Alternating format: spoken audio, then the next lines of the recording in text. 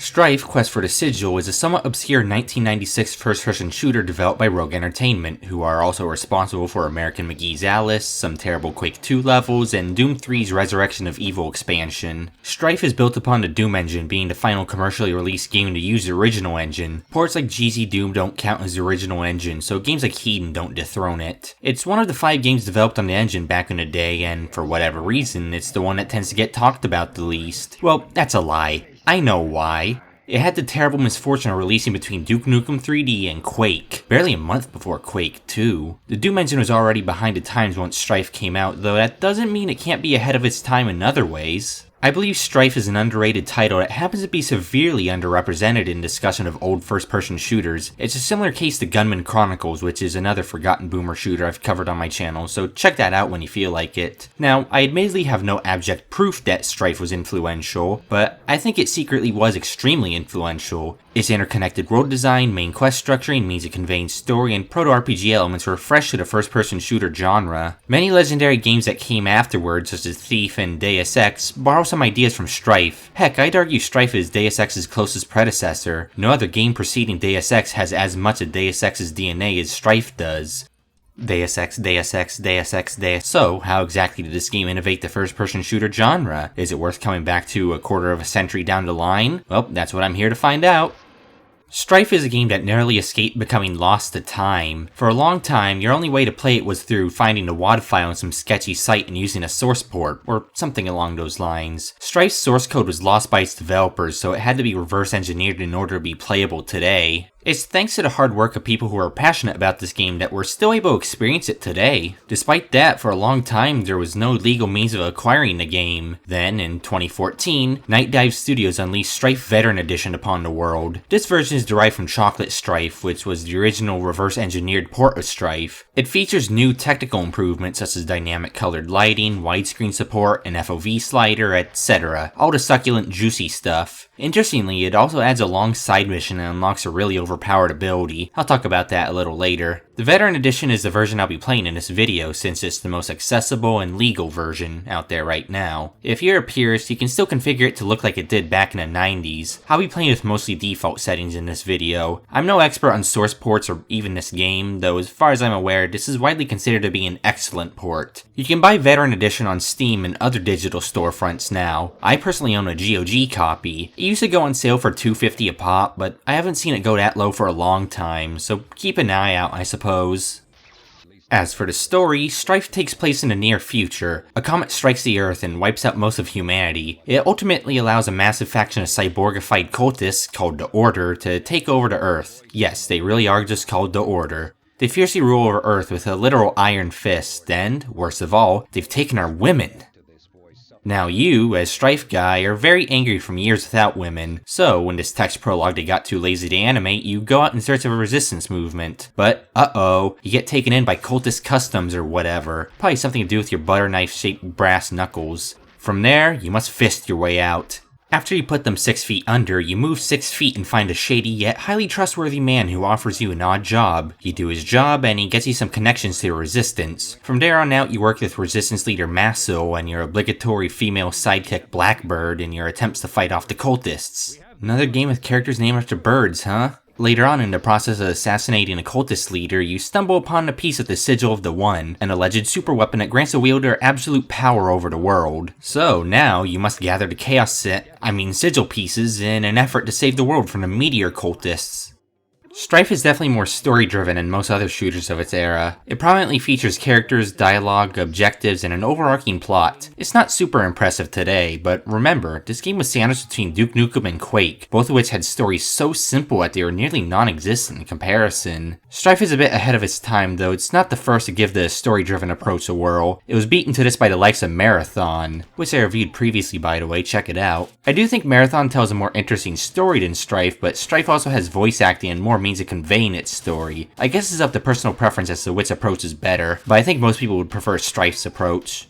I like the writing in this game. It leans towards being a cheesy sci-fi action movie at times. The game has a dark tone overall, but the villains give off a Saturday morning cartoon vibe. It's a funny contrast that the game pulls off surprisingly well. It has some merit, nice pieces of world building, and enjoyable humor here and there. It also has a sense of mystery and does a good job of foreshadowing and subtle details. It's hard to describe exactly what it gets right. It's simply written decently, despite having a pretty simple plot and cartoonish antagonists. Seriously, The Order? Greatly helping the storytelling is the fact that the voice acting is astoundingly good for the time. Video game voice acting was incredibly Wild West in 1996, and it was still that way for a good few years down the line. Major characters do a great job delivering their lines, and the audio quality is good all around. Even some extremely minor characters do a surprisingly impressive job delivering their lines. Despite that, you absolutely can tell some minor characters or programmers pulled out of their chair to quickly do a couple lines. Then, after that, they had them read off some lines using the worst microphone they had. None of the voice work is blatantly terrible, though it's hard not to notice the slapdash lines when they come up. That's a minority of the time though, and most of what you'll be hearing is well done. Tell whoever asks that you're the replacement worker for Mr. Crispy.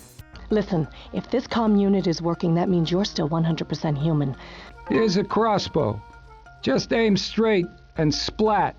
It should make your task easier. Oh, size 10. Perfect. But dreadful colors. I won't tolerate that kind of depravity, not without my cat. There are also some choices in this game, though most are pretty minor. You get a choice of mission at one point early in the game, and, more notably, you can make a major choice at about the halfway point. It's obvious what the right and wrong decisions are there, though it's still pretty cool and unique. Beyond that, most choices effectively just kill you right there or otherwise lock you out of beating the game. Yeah, I actually don't feel very positive about that. This is one of those illusion of choice games that takes some obvious inspiration from 90s adventure games. Early on, you may stumble upon an NPC who appears to offer you a side quest. If you do the side quest, you permanently lock yourself out of being a game, assuming you don't outright die when he betrays you. Late insert here, turns out this hard lock was removed in Veteran Edition, and the mayor seemingly forgets he ordered your arrest if you talk to him again. Still, you're going to get sucked dry of a good few early game resources and locked out of the first shops, so it's really not worth it. He's obviously a shady guy, but the first character you talk to in a game is a shady guy you have to trust as well. Doing quests for random, shady people is par for the course in most other RPGs, so I guess this is subversive, in a really dumb way, like a college art project. Thankfully, there's no other pitfalls like this in a game. As long as you don't do anything outright stupid, you'll be good.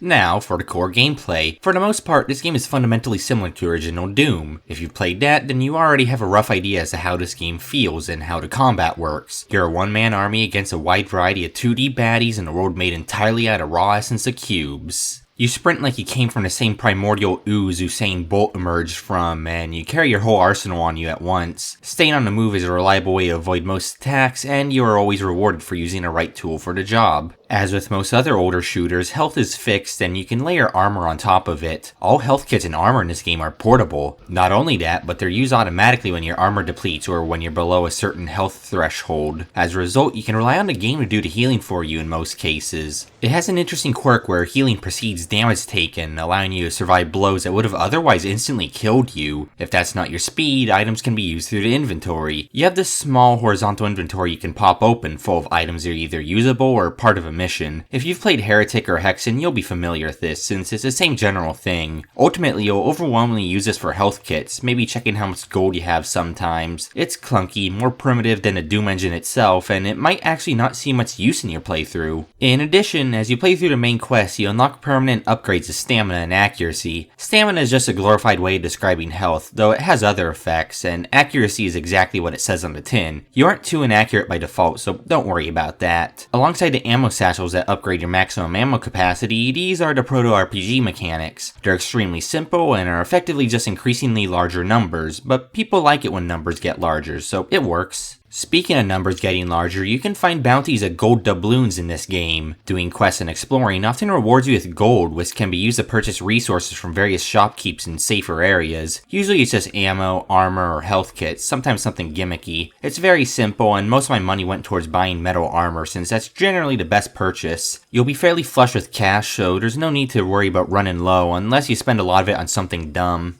As I'll talk about a bit more in the later level design section, this game is less linear in structure than its contemporaries. There are numerous town hubs that can serve as rest stops between dungeons. You can backtrack as far as you want, and there are shortcuts throughout the game that give you easy access to previous areas. The main quest is fairly linear and there are very few side missions, but these shortcuts are still immensely helpful and convenient. It's always nice in case you need to return back to a hub to grab some milk, butter, phosphorus war crime grenades, and cigarettes. As you do. Beyond that, and was actually a very innovative mechanic for the time, this game has primitive social stealth mechanics. Social stealth, for those unfamiliar, is the idea of hiding in plain sight by behaving like a civilized gentleman and or using disguises. Think games like Hitman. When I say primitive, I really do mean primitive. Stone Age primitive, though it's an ambitious idea for a game like this. Despite being a Doom engine game, not everything needs to suffer your unrelenting bloodlust. There's no kill counter in this game anyways, even though it's the only way the average Doom player can get hard. As long as you don't do anything violent, you can safely wander around most of the hub levels and even a handful of the more action-focused levels. As you'd expect, members of the cult aren't exactly one for small talk, though they'll still talk to you and won't go hostile on sight. You can complete a handful of objectives without ever invoking the wrath of the cultists, especially thanks to the poison bolts for the crossbow. These poison bolts are instant kills and will make other cultists think you're injecting their friends with happiness juice. Even if the cultist sees you stick another cultist with it, they won't care, they're not being paid enough. Unfortunately, you don't get to take advantage of these stealth mechanics often. A lot of levels have forced alarms that you need to trigger in order to progress. The very first linear level in the game, among numerous other levels, immediately forces you into tripping a perma alarm with no way to bypass it. There's another much nastier quirk, and I'm genuinely unsure whether it's a bug or not. Even if you've been a good boy, robots will still be hostile to you on sight. Human cultists still won't go hostile unless you fight back, which only makes us stranger. Seriously, is this a bug? Enemies not caring when you use poison bolts is probably just an AI limitation or design choice to make the poison bolts useful. With the robots, they genuinely don't get why they're onto you like flies to a can of surströmming left in a dumpster.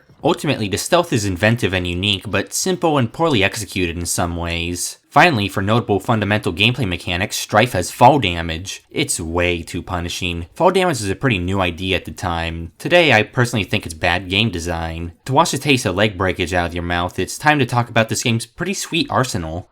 Strife has an excellent arsenal. Half of it is standard fare with a little extra spice to make it interesting. Nearly every weapon slot is viable, and I found myself frequently switching up weapons even into the late game. Almost the entire arsenal feels powerful. Only a couple weapons or alternative firing modes are likely to fall out of use. Let's start from the beginning, since I have a lot to say about these. Strife starts you with a guitar. Yeah, a guitar. Sometimes literally known as a punch dagger. In a world where we're slowly running out of novel signature melee weapons for our first-person shooter protagonists, a guitar is a pretty nifty choice. The guitar is pathetic at the start though. The literal first room in the game requires you to punch 3 hit scanners to death with it. Hilariously, this first room might actually be the most difficult room in the entire game. It's the first thing you see. However, the guitar actually becomes quite useful in the later game. As you upgrade your health, called stamina in this game, it silently boosts your melee damage as well. If you complete the Veteran Edition exclusive quest to find the 3 talismans, which are a painfully obvious Doom 64 reference, then you unlock one last buff to the guitar. Strife Guy becomes so angry that he can instantly turn anything into fresh tomato bisque. Imagine punching somebody so hard they explode. You don't even have to imagine it, you have this game. It's able to one-shot literally everything shy of the final boss. It's such a cute, appropriate reward for completing a slightly toned-down version of Doom 64's game-wide key hunt. Too bad only the last key gets a unique level in Strife though, that's kind of a shame. While I was recording some extra footage of the guitar for this video, I learned something hilarious. The guitar is a bit of a stealth weapon, so enemies killed by it won't alert their friends. You won't really get much use out of this until you unlock super strength basically at the end. Pretty funny though.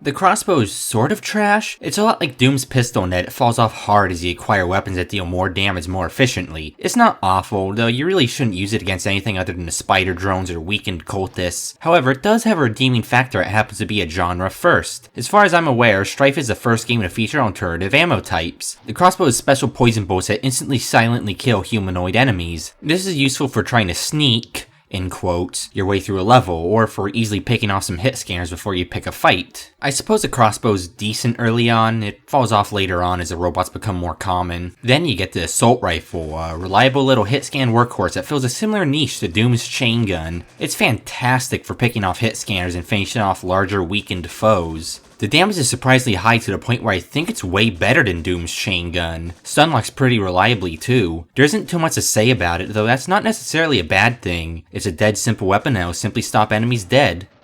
Strife's interpretation of a rocket launcher is rather unique, as it happens to be another workhorse weapon. It's analogous to Doom's shotgun in that it dishes out quick, reliable bursts of damage. It's probably the weakest per-shot rocket launcher I've ever used. It compensates for this with a high fire rate and absurd ammo capacity, up to 200 rockets. That's more than the entirety of Congo. Its damage can be a bit inconsistent. Since this game borrows Doom's RNG damage mechanics, it tends to be random when it one-shots weaker enemies. It's actually a good weapon, just don't try using it on anything above you, okay? It is interesting for an explosive weapon to be a workhorse, and it tends to go against my first-person shooter instincts for a rocket launcher and not one-shot lower-level popcorn enemies. At least ammo's abundant. The grenade launcher fills a more traditional rocket launcher niche and is arguably one of the best grenade launchers ever put into a video game. I think it's among the first physics-based weapons in an FPS too. Naturally, since it's a Doom engine, it's once in a blue moon on February 29th as Halley's Comet is passing by that you can really use the wonky physics to good effect. Its damage output is the most ludicrous in the game. It fires 2 barrels consecutively, technically making it a burst-fire grenade launcher. Assuming each grenade explodes close to target, nothing below a mini-boss can survive. You can quickly whip your head around to spread out the shots, adding a fun little bit of finesse to using it. It doesn't end there though. It is the second weapon to feature alternative ammo types, and its alternative ammo type is real fire. The phosphorus grenades spawn extremely long-lasting plumes of fire that also happen to stun-lock enemies and deal ridiculous amounts of damage to anything caught in them. It can trounce certain bosses if you can get them to stay into flames. They tend to be rather situational, though some rooms can be curb-stomped with proper usage. You ask me, these phosphorus grenades are this game's equivalent of a BFG. The flamethrower is good. I never had a bad flamethrower in a game on my channel, shockingly. Legendary, Darkest of Days, and Marathon all did them pretty well. Relative to those, this one is probably the worst of the 4, and it's still not half bad. It's mostly good for stun-locking enemies and saving ammo for the assault rifle. Takes out popcorn quite well and can even cause chain reactions. Yeah, chain reactions. Enemies in the burning death animation can roast their mates, too. Too bad this weapon is borderline proper urinal usage distance. I hate that it has to loudly hiss all the time, too. It's so obnoxious. I have to imagine the cultists I use this on find it obnoxious too. You've probably noticed a glaring omission up to this point. A shotgun. This game does have a shotgun in disguise as a plasma gun that shares ammo with the flamethrower. It's rather odd for a shotgun to be the last weapon the player acquires. I suppose that means this game just narrowly avoided violating Doom's law, which says that every first-person shooter must have a shotgun. Interestingly, it's a great way to deal with tougher enemies, but it's extremely inefficient for cannon fodder, a bit opposite the flamethrower. There's also this awkward firing delay on this weapon where the game seemingly eats your inputs for no reason. I'm really not sure why. Its alt fires a dollar market BFG blast, almost literally. It's even still a big green ball. I never really found a good situation to use it. At least it has some cool, unique vaporization effects. It's a good weapon overall. I find myself using it to deal with mid-tier enemies a lot. It's borderline a double-barrel shotgun, just it looks like a retro-futuristic laser vacuum cleaner. And, unfortunately, you simply don't get to use it like it's a double-barrel shotgun too often. More on why that's the case later. Last but not least is the Sigil of the One. This is the sigil in the game's title, and it's the game's box art as well. It is funny when one of a game's least useful weapons is the one prominently featured on its box art, which I guess is a step up from the likes of Battlespire, where the box art weapon doesn't even show up in the game. Check out my video on Battlespire if you want to see me get tormented by an ancient dungeon crawler. It's a charge-up lightning cannon with multiple forms that uses your health as ammo. Obviously this is intended as a BFG stand-in, though I'm generally more impressed by the power of the grenade launcher. Each boss you defeat grants you a new piece of the sigil. Usually the boss uses said piece of the sigil against you, which is pretty cool. Unfortunately, defeating a boss completely transforms the sigil's shot, often into a version worse than the last. Every piece. So if you happen to like a specific variation of it, well, that's your Strife. I like the first variation of it you get, which summons a small lightning storm. Other variations include lightning bolts fired straight forward, a 360-degree circle of bolts, and bolts that fire out more bolts horizontally. Each new variation replaces the last, with the cool lightning storm getting replaced by a lame single-shot lightning bolt. Why? The lightning storm is so much better. There's no way to switch the previous pieces of the sigil. Even if I have a good variation, I generally just don't feel like using it. It feels like an impractical and gimmicky weapon in an arsenal full of far more reliable weapons. I reserve it for bosses because most of them can only be damaged using the sigil, and since it can easily eat through health kits. Using health kits makes its ammo capacity, per se, a lot more abstract. I also just tend to not like self-damaging weapons anyways. Overall, Strife has a good arsenal. A couple weapons do see less use than others, but it's definitely better balanced than most other arsenals at a time. Now that you know that the arsenal itself is good, it's time to look at the roster of enemies you'll be demolishing with it.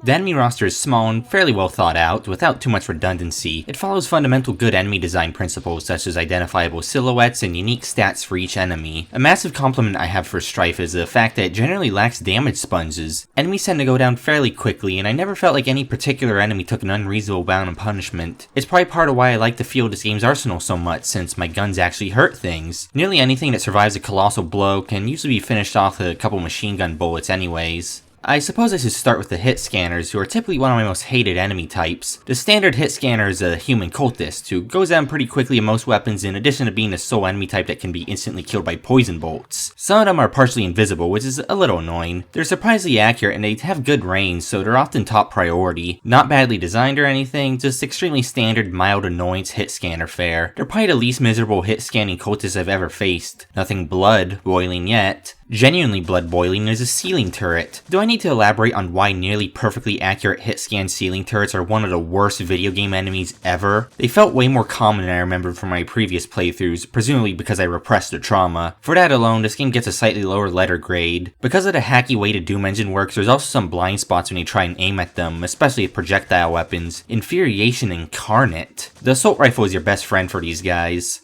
The other two hit scanners are Templars and Reavers. Templars are armed with a plasma shotgun. They're one of the most threatening enemy types and they become extremely common by the endgame. Surprisingly, of all the hit scanners, I hate them the least. They aren't too annoying, they're slow, 2 grenades always does a trick, and there's a consistent delay before they fire. The greater annoyance is the Reavers, who are these weird robotic, furries, who use the most damaging hit scan attack in the game. They're pretty aggressive and feel like they have unusually good pathfinding, so they are one of the trickier enemies. They get an extra spanking for their obnoxious idle sounds, which don't sound at all like a robot. Hit scanners could be worse overall, I guess. Game would be objectively better off without the turrets though.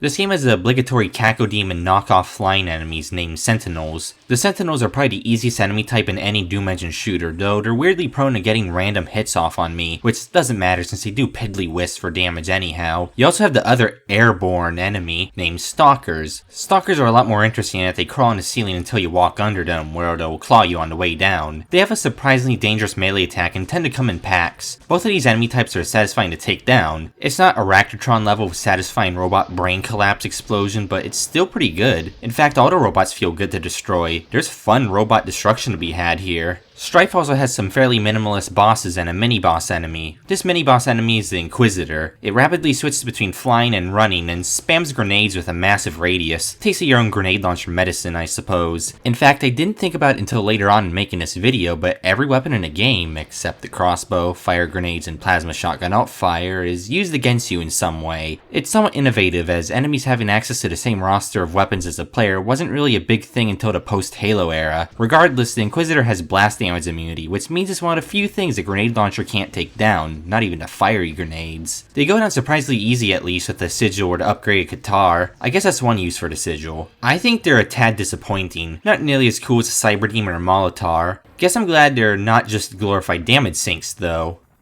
Bosses themselves are always tanky and typically have 2 phases. It's very rare to see the first phase actually do anything, hilariously. It usually goes down too quick. The second phase is consistently a Spectre that uses a specific piece of the Sigil against you. You'll acquire said Sigil piece after you kill them, so I guess it's a bit of an introduction to each variation of the weapon. They're simple shoot at it with a Sigil until it dies affairs. It's a bit unintuitive that most of the bosses can only be hurt with a Sigil, but whatever. The only boss I found hard was a good ending route, third boss. He can shotgun you with his Sigil piece, which can eat up to 250 health instantly. Because of the way the healing system works, you can survive that. Very amusing.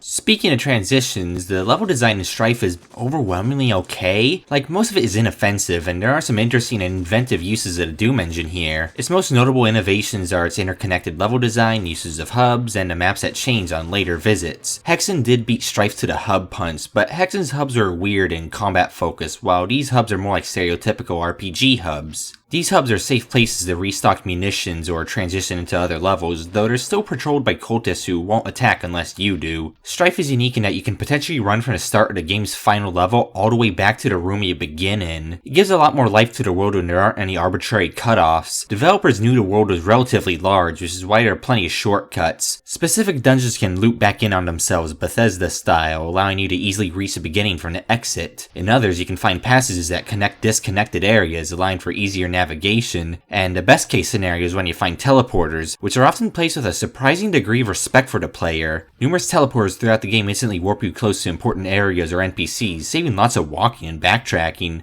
Good stuff. Strife has a lot of optional content too. Of the 30th levels in the game, I think 6 or so of those are optional. Even in mandatory levels such as manufacturing, you barely need to explore any of the map to complete your objectives. I find this less linear design philosophy quite interesting, especially for the time. If you beeline towards objectives and take the shortest route through the main quest, I would say you'd miss 2/3 of the entire game. This game makes exploration and taking optional paths extremely rewarding, with some of them even giving you permanent stat bonuses. Shy being a speedrunner, rushing through this game is foolish. And, as you'd expect, secrets are also a thing here, as they are in effectively every other Doom Engine title ever made. Again, in accordance with Doom's law, your old school FPS must have secrets. Secrets are a bit more sparse in Strife in comparison to its contemporaries, but boy are they rewarding. They're completely unanimously worth looking for, since they almost always give you a generous heaping of ammo, health, and sometimes armor. If you're like me and you find that one of the most satisfying parts of these games is finding lucrative secrets, then you're in luck. They are ridiculously hidden at times, so you'll be doing a lot of wall humping in this game. Shout out to the amazing sound effect they went with for wall humping, by the way.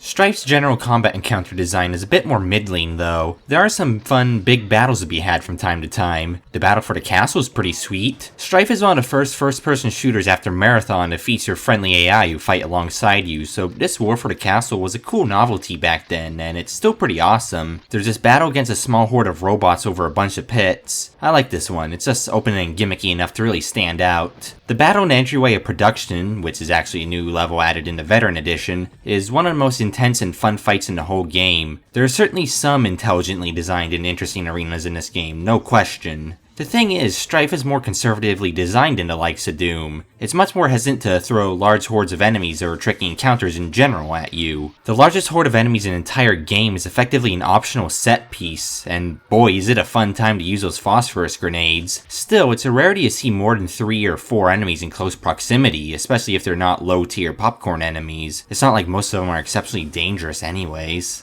I do think that this actually ends up being rather detrimental to Strife's encounter design. In fact, it feels like your arsenal was designed for big battles, so why are there so few of them? It's pretty rare to encounter large groups of enemies, and the level design doesn't really pull many interesting tricks. Most battles take place in tight corridors or wide open spaces with little in between, and too little is done to spice the average encounter up. Like I said, there's nothing horrible here. Aside from the first room in a game being unreasonably hard, there's nothing exceptionally frustrating or unpleasant in Strife. Well, I'll get there.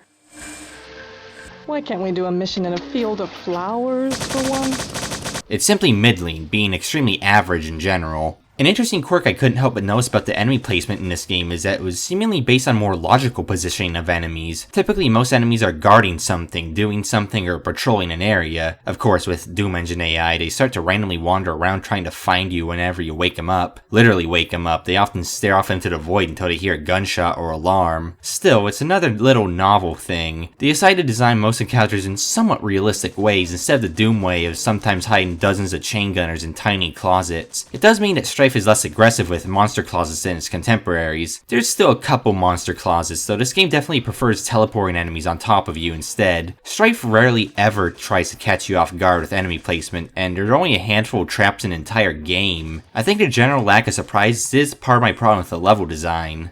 Beyond a mediocre encounter design, Strife has other problems, such as a fairly infamous sewer level. Yeah, you've probably heard the shtick about how bad sewer levels are. This one has a dumb gimmick where you need to use limited time hazmat suit power-ups in order to not take damage from the deadly green water texture. So not only is the level inherently confusing to navigate, Corridorus, and samey, it's also on a soft timer. The level designer plays nice by at least giving you a ton of hazmat suits, and there's a surprisingly long delay before you start taking damage from the sewage. Again, unexpected generosity from the level designer in an era where FPS level designers had a lot of anger to work through. It's pretty easy because of that, but without this knowledge, this level could be really stressful on a blind playthrough. Still, a twisting and turning sewer level like this also shouldn't be on any form of timer, even if it's an extremely merciful one. I've heard a lot of people say that this game is hard to navigate. Most of the time, I don't get where they're coming from. game. I could just be jaded to the point where I'm used to bizarre, winding level design though. Only a few levels are genuinely confusing to me, particularly the sewers, catacombs, and the proving ground. Those levels are a pain due to repetitive layouts, uninteresting encounters, confusing structuring, and sometimes vague objectives. I hate these levels with passion, and I still sort of get lost in them, but in most levels there are visual landmarks and tells, and the relatively linear nature of half the dungeons makes it hard to lose your way. The way you should be going is usually pretty obvious anyways. You can always check the objective screen if you can't remember where you're supposed to go. If all else fails, Veteran Edition also has an excellent auto map that shows you where you should head for your objective. Sometimes it breaks for no reason and I have to restart the game to make it work again. Still, most levels are pretty straightforward affairs and it should be intuitively obvious where you have to go and what you should do in most dungeons. This game is rather corridorous too. A good chunk of this game is spent in hallways, and boy are most of them grey or greyish brown. Some levels blend together because of the high count of corridors, and it's part of the reason why a decent chunk of combat encounters end up being a little forgettable. Don't let the abundance of corridors fool you, however. Unending, identical, twisting and turning corridors are why the sewer levels are so awful. They twist and turn more than any remotely functional sewer should. Seriously, the point of a sewer is to get human waste out as soon as possible, not to take it on the longest, most winding journey possible. Regardless, Strife is certainly not a corridor shooter, though it's probably the most corridor-heavy of all the original Doom Engine titles. Taken as a whole, Strife's level design isn't too good, though it's not bad. It never rivals the sheer dreadfulness of Hexen or most of Doom 2, but it also never rivals the height of, say, Doom 1's knee-deep in the dead. There are some fun encounters to be had, but most of the encounter design, and I do mean most, tends to be rather stagnant and mediocre to me.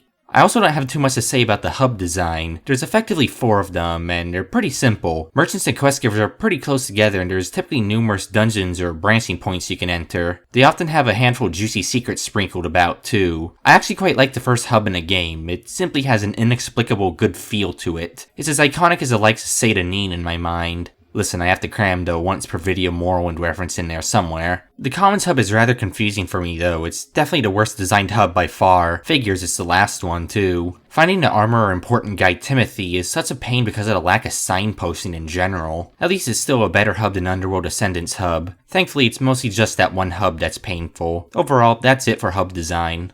If there's a consistent problem across all facets of gameplay, it's that Strife is designed in such a way that it's rather easy. Most enemies will go down quickly, very few of them can hit hard, you have a nigh bottomless supply of medkits you automatically use on the fly, and the level design is hesitant to throw tricky or at least dense encounters at you. Plus, resources are easy access, and you can always backtrack if you find yourself in a pinch. Strife is probably the easiest game of the original Doom Engine quintology. Once you get past the very early game hump, the only real threats are being shotgunned by bosses or accidentally jumping into a death pit. Personally, I'm weirdly attracted to death pits, since it's not a hole without me in it. Though, personally, I'd take Strife's laid-back difficulty over Hexen or Shadow of the Serpent Riders and their blatant cheap shots and unfairness. I've had actual nightmares about Catafalque and Mausoleum. Still, if you want some crushing Doom Engine combat brutality, this game may not be the right fit for you. Ultimately, I guess the level design in Strife could be so much worse. Just look to the other Doom Engine titles to see why. I'd rather take somewhat stock, corridorous level design over levels that are horrifically designed, confounding, and full of hordes of baddies that feel more like chores than fun. Here it's generally mediocre and serviceable, with some sporadic well-designed segments here and there, and few to no exceptionally awful segments. I guess that's alright. The batting average is at least a net positive. Visuals in Strife are fairly alright a lot of the time. Of course, since the game is running on a Doom engine, they're technically primitive. I really don't want to bash the game for blatant technical shortcomings, so I won't complain about the cubic geometry or simple textures. I always did like the primitive geometry anyways. They add a pinch of an abstract, dreamlike feel to these games. This extra layer of ambiguity also makes it more interesting to speculate on what set of cubic machinery does or what purpose certain places would serve. I like it when some things are left to the imagination. Sticks in my memory better than muddy 3D graphics of late 90s and early aughts games anyways. I actually quite love the overarching art style. I've always been a sucker for high-tech meets low-tech settings. This game dabbles in both sci-fi and fantasy themes, but never delves too headlong into either of them. My favorite example of this is the fact that you've got a massive tech base set up in what looks like a medieval castle, which I guess this game narrowly beat Quake to. You have this feudal town, and off to the side is a power plant. Later on, you have a sprawling cathedral in the basement of a cyborg conversion factory, but they get a lot of converts. This game does lean towards the tech-based side of things, though the contrasts are prevalent throughout the whole game. It also takes some left turns now and then. Occasionally you have these pseudo-Aztec environments because this game is secretly Yume Nikki. Some levels transition from a tech base into these Aztec-esque ruins, another funky contrast. The final level in the game is a unique hard left turn, though that's in spoiler territory. The only real problem I have is the fact that this game's palette needed a bit more variety. It's a less extreme version of the brown and gray games in the mid-2000s. Nowhere near as bad as those, though it feels like half of this game takes place in light gray and brown corridors. There's a bit of red here and there at least. Some more outside areas would have really helped. I like the Borderlands map, which is a transitional area with a brief stretch of canyon. It's a quaint, atmospheric place of a variety I wish this game had more of. I also quite like the comic book style character portrait art and cutscenes. They're well done, stylish, and feel very much like a time capsule of the 90s. The slightly cartoonish style and exaggerated proportions reminds me of Dishonored, which I can say because I played Dishonored first, you pedants. There's a surprising amount of character portraits in this game, a good few of which belonging to extremely minor characters you don't even need to talk to. It's a nice bit of extra effort put in there. You'll predominantly see this in the early game, since the late game has much less dialogue and fewer cutscenes outside the ending. It's a shame, but what can you do? And, of course, Veteran Edition added some graphical modernizations here and there. It's primarily in terms of things like lighting and general fidelity. They're totally optional if you're a weirdo purist. I don't have too much to say about these modernizations, but I have no complaints about them either. I appreciate them trying to add just a little bit of extra visual flair to an old game like this. As per usual, this sound design section will be relatively short. I'll just start with the music. Music is generally serviceable. I don't really care for the soundtrack too much overall. A select few tracks are rather catchy, though only a few. Most of them are short midis that are often fitting for a location or whatever's happening on screen. The towns have good music with some fairly unique instrumentation. Fits the feudal vibe they give off.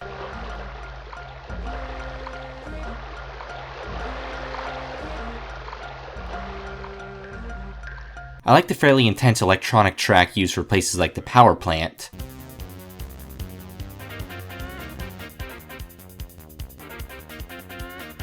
Nope. The music for the sewer is also surprisingly appropriate for an extended dungeon crawl through sludge.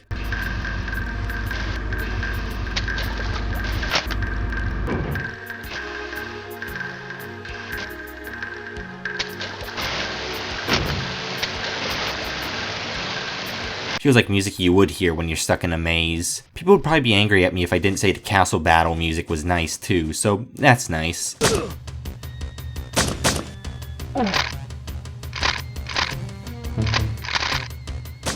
Some tracks are outright bad. Not necessarily bad in the sense they hurt the ears, but bad in the sense that you can obviously tell they didn't receive as much care as the rest of the soundtrack. It's as if they were composed primarily to fill in for silence. Some tracks are bland as stock drum loops, and some are too underwhelming to be remotely memorable.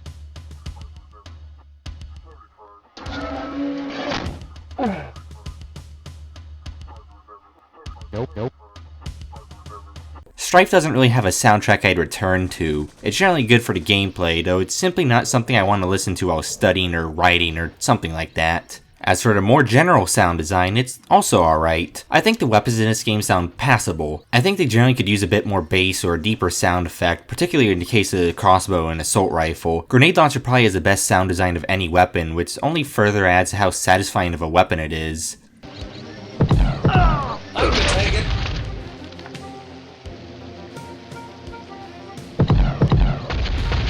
I like the sound effects for the Sigil too, since they do make it sound like the powerful magical lightning cannon it's supposed to be.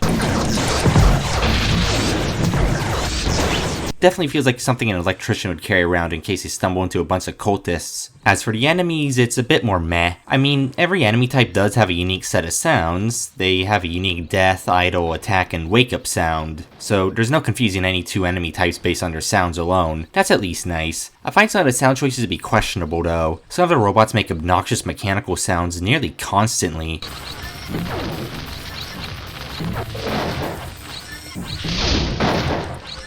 Similarly, the smaller bipedal robots, Reavers, make dog noises? No idea. I don't like some of the enemy sound choices, to best put it. And, as I said much earlier, the voice acting is pretty good for the time. Not all of it is wondrous, though it's an excellent job done in a time where standards for video game voice acting barely existed. Remember, Deus Ex came out 4 years later, and is rather infamous for its outright meme-worthy voice work. Main characters obviously got a bit more love and talent than side characters, but even most minor characters have passable to decent delivery. The voice acting has held up surprisingly well over the years, frankly. Now I'm about to delve into spoilers. There isn't too much to spoil since the story isn't overly complex or compelling. I mean, the game's tagline is trust no one, so you can predict what's going to happen here. To be fair, I did like the surprise at the end of the game. It's a fun left turn. Skip to this timestamp on screen if you want to experience that twist for yourself. Otherwise, just stick around. You good? Let's go. As I mentioned much earlier on, there's a choice about the midway point of the game. You either trust Oracle, the ASMR reptile, or you trust your resistance leader, Massul. Side with the reptile and you lock yourself into the bad ending. Side with Massul and you get the better ending. It's pretty obvious with context which one leads towards a better ending. Side with the Oracle makes the game considerably shorter, so have fun with that if you're a speedrunner. Regardless of which way you go, however, you ultimately complete the Sigil in the lab. Here's a twist that took me by complete surprise the first time around. The last level is on an alien ship. It's mostly an empty level though, effectively just solid build up to the final battle. It has some interesting H.R. Geiger atmosphere, so it's a shame there isn't more to see here. Feels like I've covered a game like this before on my channel. The final boss is the Entity, who is basically just a combination of all the specters from the rest of the game. There's a special very bad ending for dying to this guy. He's almost impossible to die to, so you deserve it at this point. Like, what'd he do? Run up to his tentacles and give him a hearty, throaty suck?